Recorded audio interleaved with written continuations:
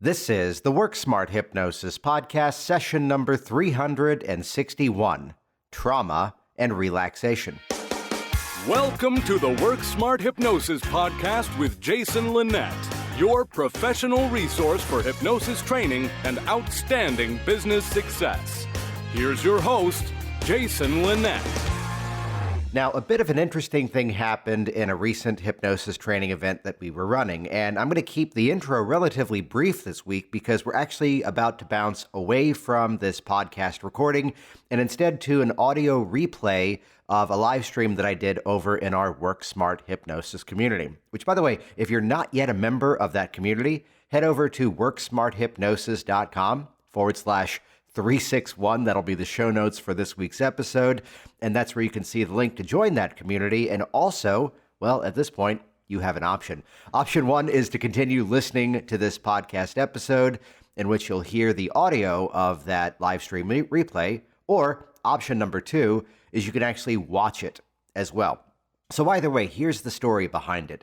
There was a question that was asked that had a bit of an insinuation around whether or not someone could respond to suggestions of relaxation, or if that would even be a possible danger inside of a session. And as it would be, that question popped up with like 90 seconds left on the clock of the class, and we'd like to make sure that we wrap up on time as promised to our students. So instead, I said, well, let's join each other in the community in a little bit, and I will share some thoughts on that. And as you're about to hear, there's a lot to the answer of the question. So take note of a few things as you hear this upcoming dialogue. It would be the mindset that you should not necessarily jump to the absolutes and generalizations as frequently as some unfortunately may. Instead, the most powerful word you can apply in terms of critical thinking in your hypnotic session is the word maybe. Maybe that's the case. Maybe that isn't. Maybe you'll find a lot of valuable insights inside of this audio replay. Do you see that? I didn't plan that transition, but man, it sounded good. And hey, for more like this, head over to worksmarthypnosislive.com. That's the ongoing certification event that we run, which actually brings together myself as well as Richard Nongard to share differing opinions, different views, but it's all about helping you to become even more confident in your skills as a hypnotist. It's part of why, as much as it is a certification and training program, classically about half of the people are brand new to hypnosis, and this is the first thing that they're doing. Meanwhile, the other half are people who have significant training, yet perhaps are not yet getting the results that they want. They're a little cautious to jump in, or perhaps it's kind of like where I was about 15 years ago, where, okay, I know a lot of great techniques, but now how the heck do I actually put it together and help people? That's why we attract that split audience. It's also part of why, hey, since September of 2018, we have sold out every event that we've done. So if this is of interest to you, grab your spot sooner than later. Check that out at worksmarthypnosislive.com. And with that, let's jump over to the audio replay of the live stream. Here we go, session number 361, Trauma and Relaxation. Hey everybody, who is up for a live stream training to talk about how trauma can affect your ability to actually run through the basic processes of hypnosis? That's what this is going to be all about. For those of you that might not yet know me, I'm Jason Linett, and part of my backstory is that I opened up a local business called Virginia Hypnosis back in November of 2009 and ran it for about a dozen years before making the decision to migrate down here to Orlando, Florida, move my entire business online in terms of seeing clients and all the details therein. And now that I'm in Orlando, we let the name Virginia Hypnosis go because clearly I'm not there anymore. Still have the website though.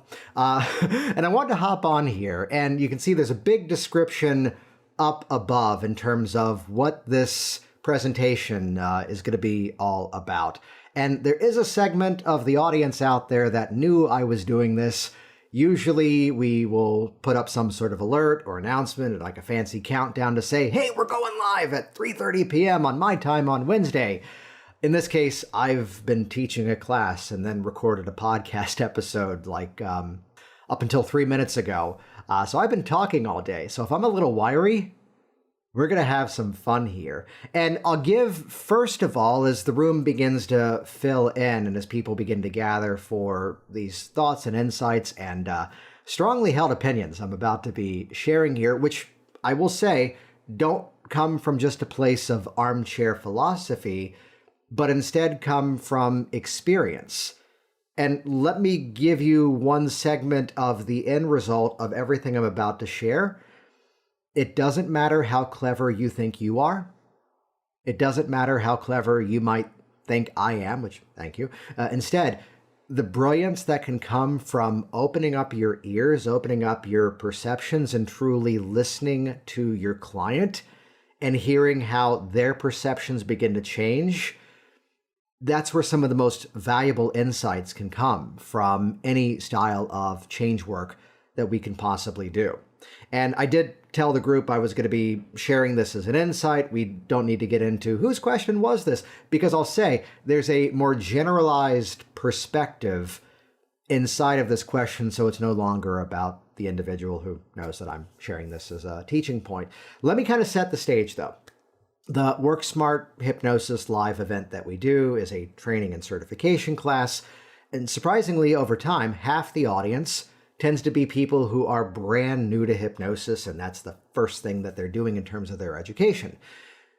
You and I both know that there's a lot of people, though, who are stuck inside of rigid protocols or afraid to break away from scripted techniques, which is part of why the other half of this audience are people who already may have significant training and education and might already be representing themselves professionally.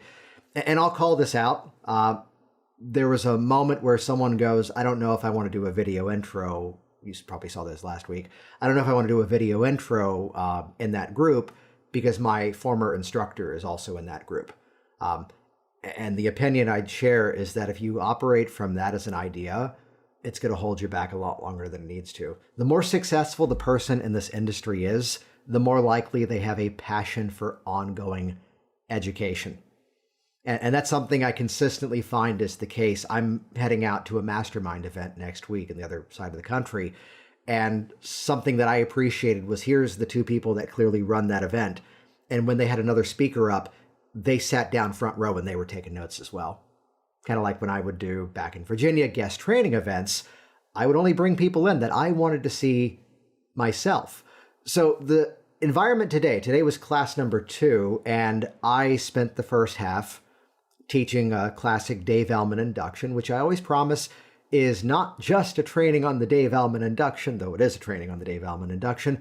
It's really a lesson about how to work interactively with your client, how to work not by assumption, but by real-time feedback, and how to troubleshoot on the fly, and how to build an element of unstoppable confidence in your hypnotic induction, because there's no wrong way for it to go.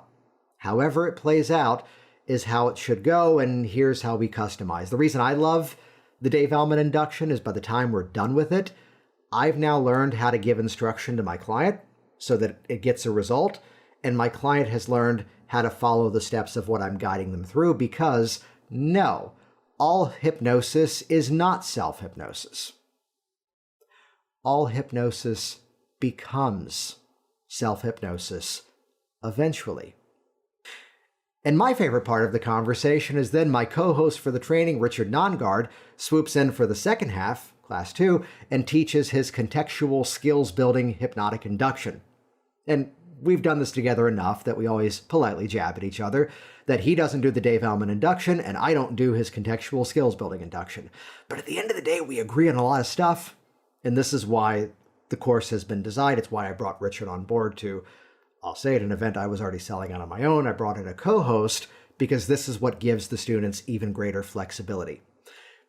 That preamble is kind of necessary for the context as to the question that popped up, because inside of the Dave Ellman induction are suggestions for relaxation.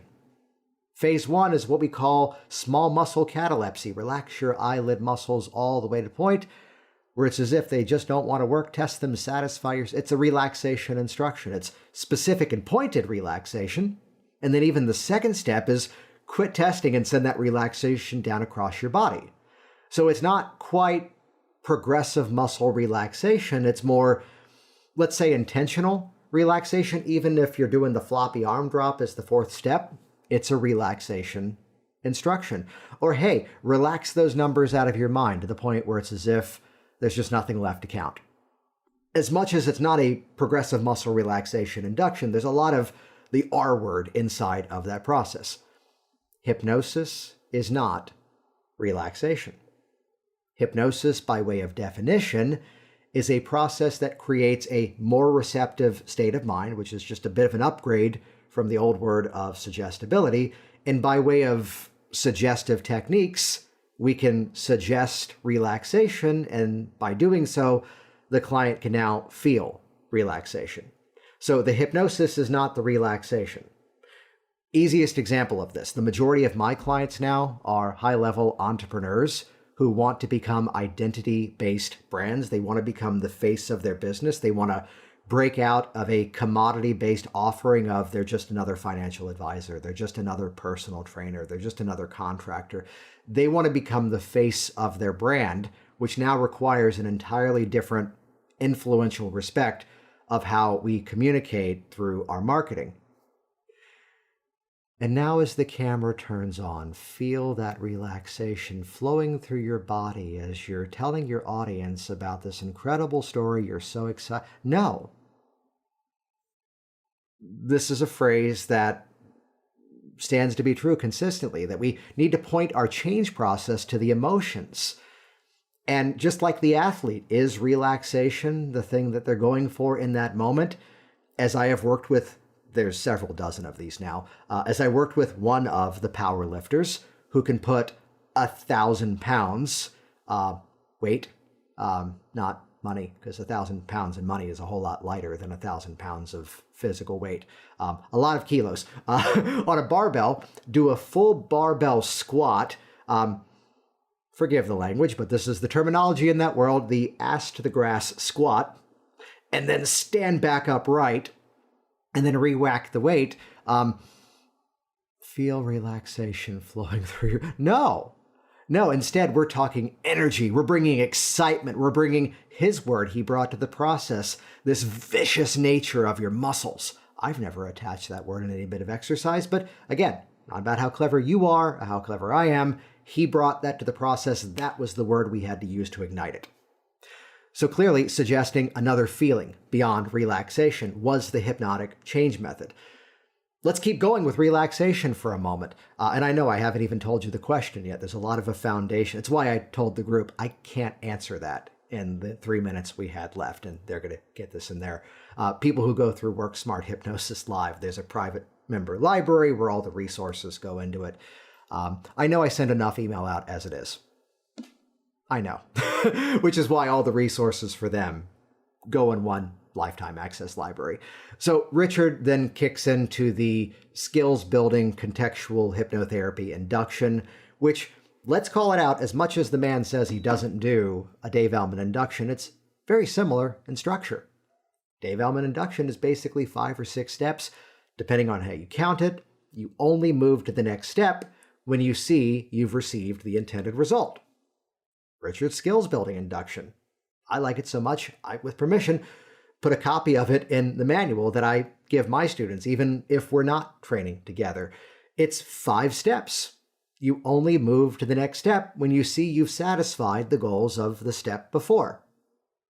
There's a logical nature to how you progress, and again, his nature of that technique and the classic Elman approach, hurdles. You're only moving forward with intention. You're not working by assumption, which is, I think, a fault of how a lot of people do hypnosis. They look relaxed in the chair, therefore they now become a sponge. Maybe?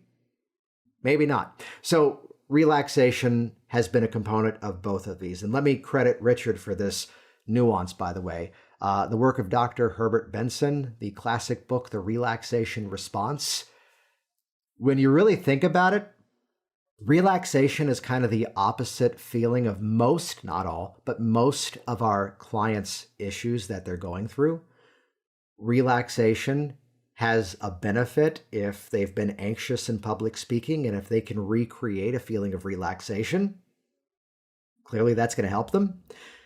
I heard Michael Elner for many years say, if all you did was progressive muscle relaxation, you can expect a significant increase in comfort and a reduction of pain. Absolutely. Let's go to some other categories. Irritable bowel syndrome. Clearly, building relaxation is going to be beneficial for that person. A person holding on to even fear of public speaking, if they can relax on the flight. So let's respectfully or disrespectfully call this out. There's a segment of our community that likes to say, don't do relaxotherapy, which, thank you, Richard, for this nuance. The research doesn't even suggest, the research proves it's a viable modality to create change. And as hypnotists, it's a process of creating a more receptive state of mind. Relaxation, absolutely valid. 12 minutes and 24 seconds in, here's the question that was then asked. You needed all that as a foundation for this moment. But there's a lot of people, this was a question from someone in the group, there's a lot of people who are carrying around hidden trauma. And would the relaxation be, I'll add a word this person did not use, would the relaxation be, let's say, contraindicative? Did I say that right? Yes, it's a contraindication, so therefore it's contraindicative. Would it be something that gets in the way of, let's use a simpler word here, would that actually cause problem in the session, was one part of the question.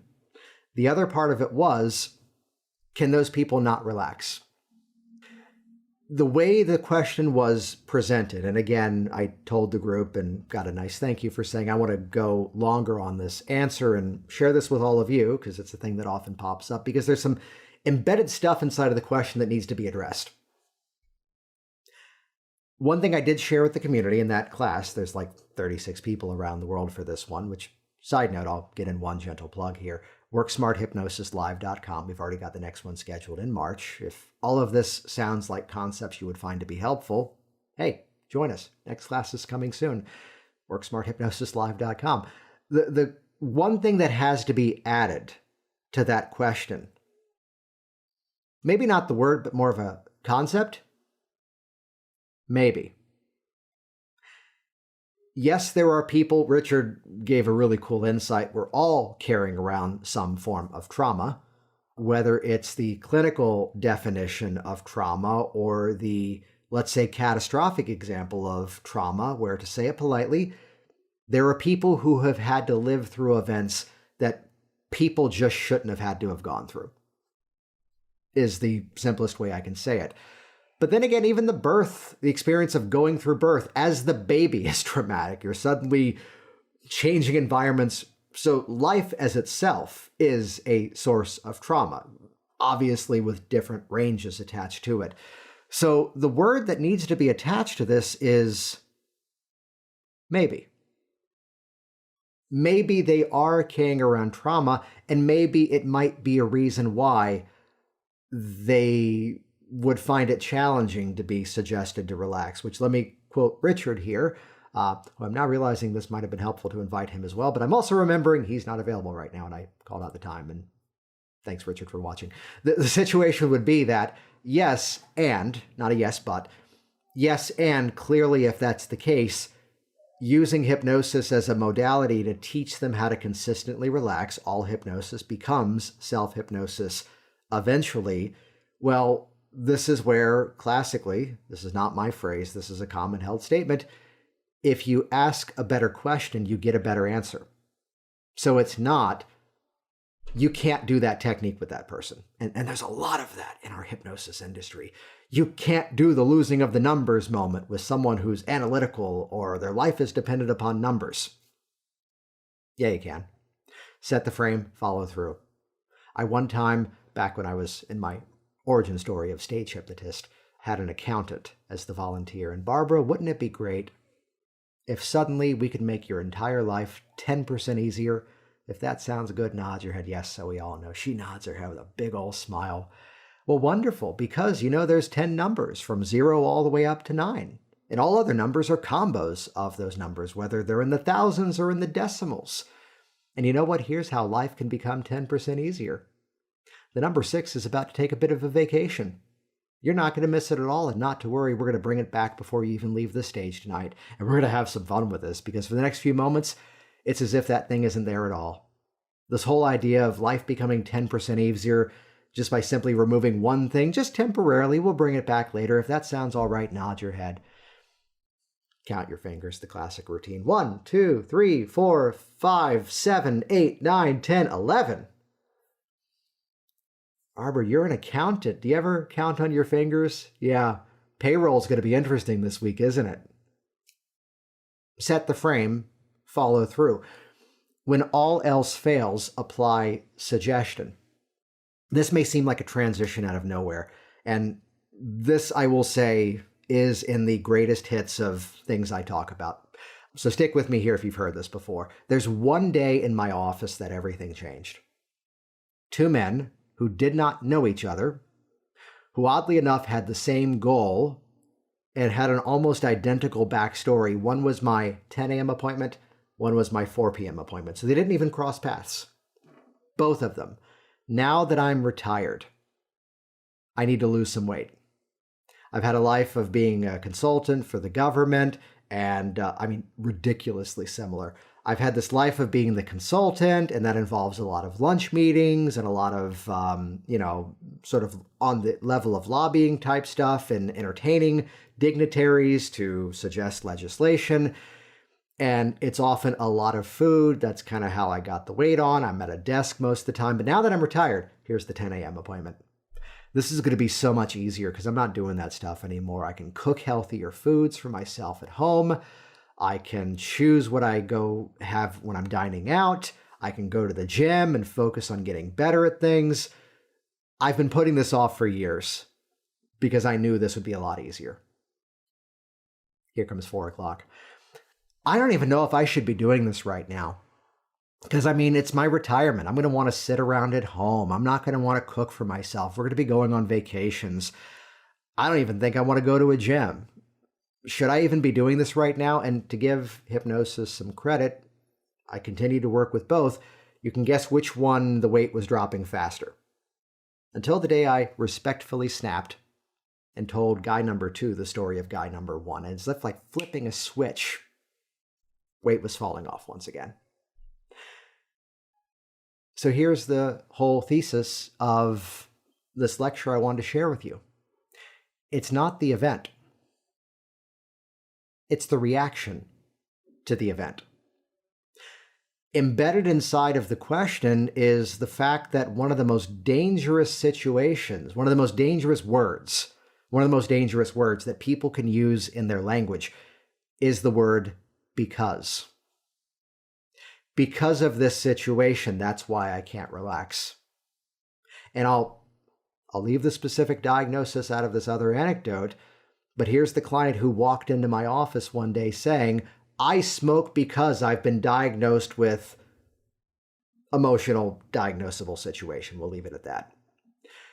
Without ever addressing it, and yes, he was sent by way of a referral, his words, not mine, I'll censor it to stay polite. I've got enough, fill in the blank, your favorite 4-letter expletive. I've got enough blank going on in my life. I don't need cigarettes on top of that.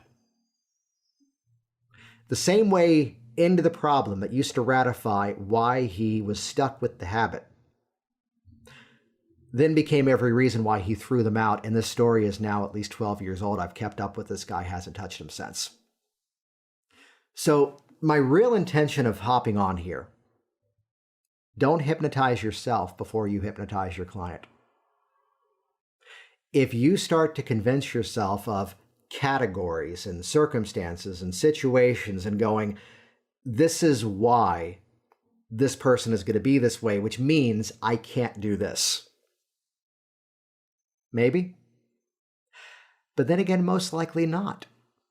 And instead, what is, to give Richard some credit here, what is the skill set the person can have having utilized this technique? And let's share our sort of subtext of a lot of what we teach in this event.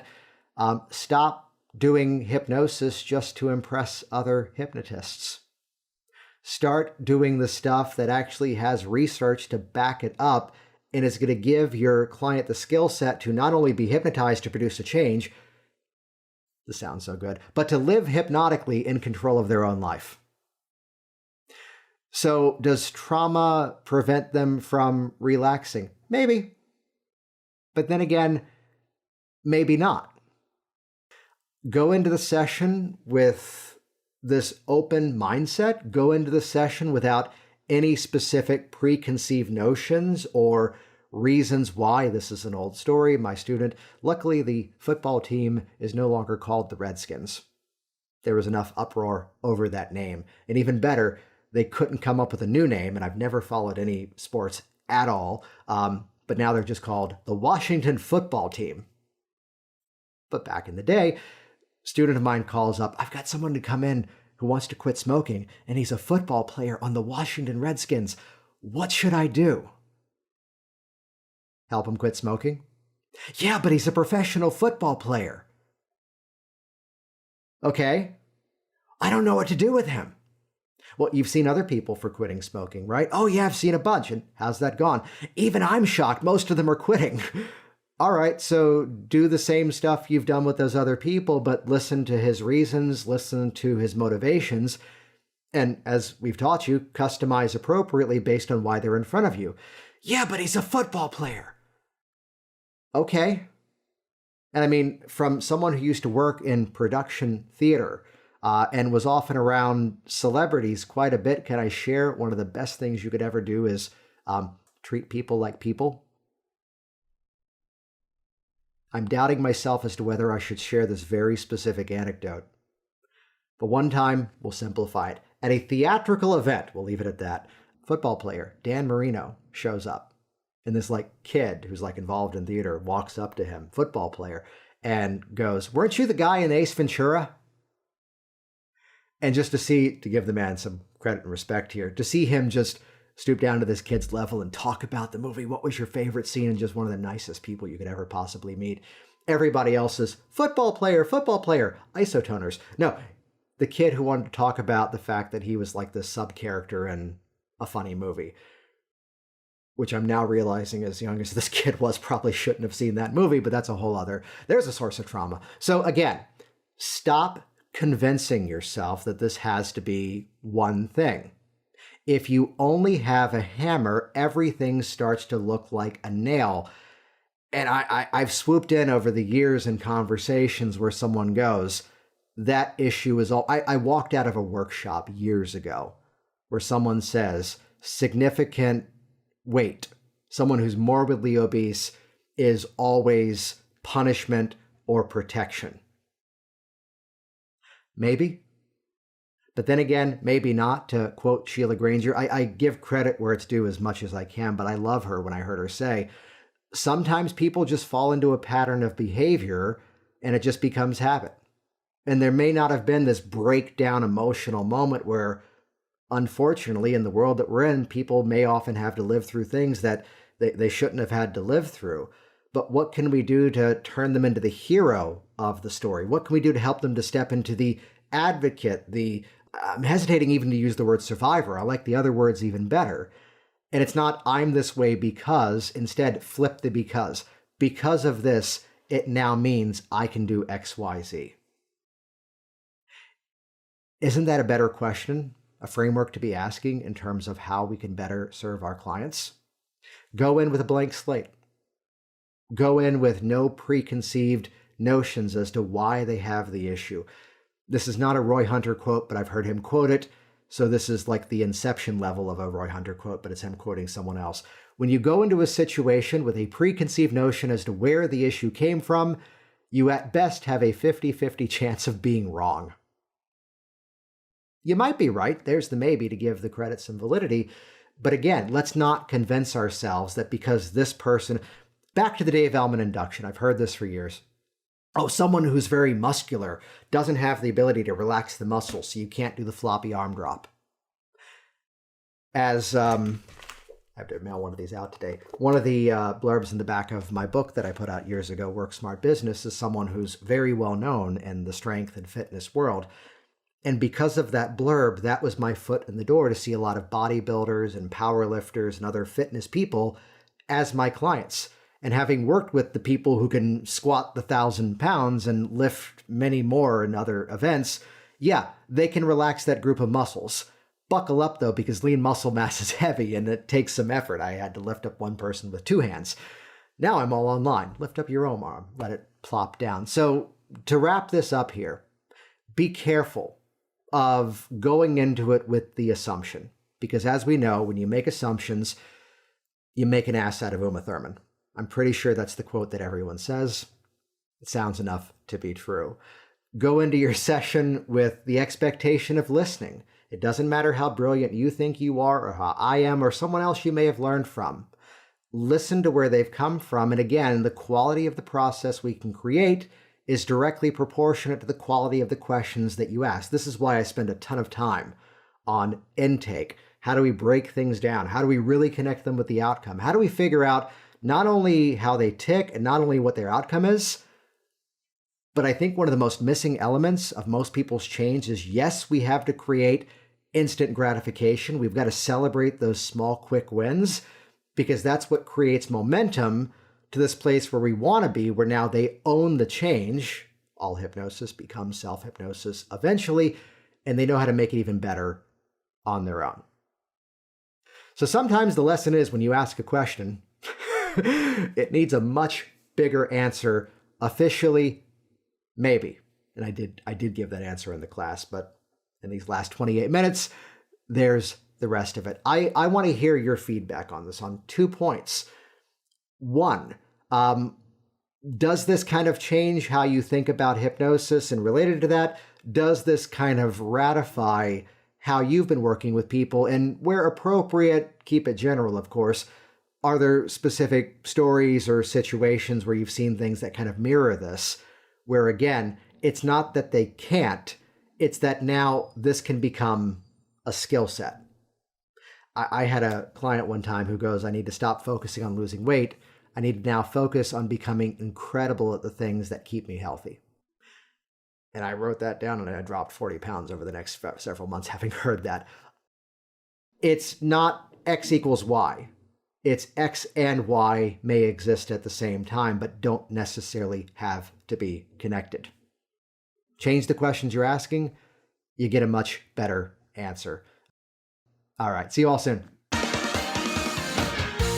Jason Linett here once again, and as always, thank you so much for subscribing to the program, leaving your comments online, as well as continuing to use these episodes in your ongoing conversations in the industry. Once again, check out the show notes of this episode at worksmarthypnosis.com/361. And while you're there too, check out the details of worksmarthypnosislive.com. It's a guided tour through hypnotic workers. It's a certification program. It's content from Richard Nongard. And once again, classically, half of our audience are brand new, looking to jump in with the most solid foundation you can find. And on top of that, the other half are people who have significant training that are looking to sharpen those tools and get much better results. Either way, we help people, and we'd love to see you succeed in this profession. Check that out, worksmarthypnosislive.com. Thanks for listening to the Work Smart Hypnosis podcast at worksmarthypnosis.com.